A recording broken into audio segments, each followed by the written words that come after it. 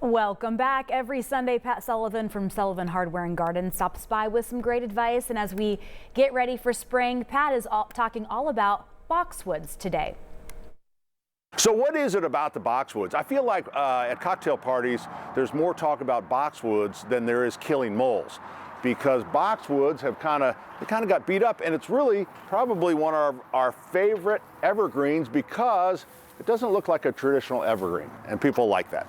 So what is it about boxwoods? So last year there was a lot of this, a lot of brown, and because there is a lot of people hear about boxwood blight, everyone kind of assumed that it's blight. But really on this was just winter dieback, because if it was blight, you would see some dark circles around on the leaves, and then the telltale is you would see kind of a black streaks, like some let's just say gooey fungus on the stems.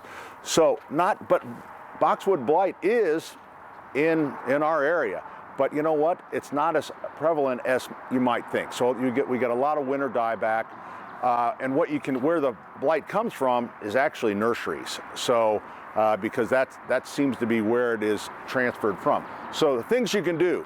First of all, now they're coming up because the boxwood blight has been around in the country since the 90s. So now you can actually get boxwood blight resistant boxwood. Boxwood blight, is that right? Yeah, I think it is. All right, so that would be something if I was putting in new ones. Secondly, if you are going to plant some new ones, you might bring them in and keep them isolated from your established plants for a little while before you plant them. So there's some things you can do. As far as the brown stuff that you see, which is the most of it on boxwoods, one thing you don't want to do, you want to trim boxwoods generally in the spring and early spring before they start to flush out.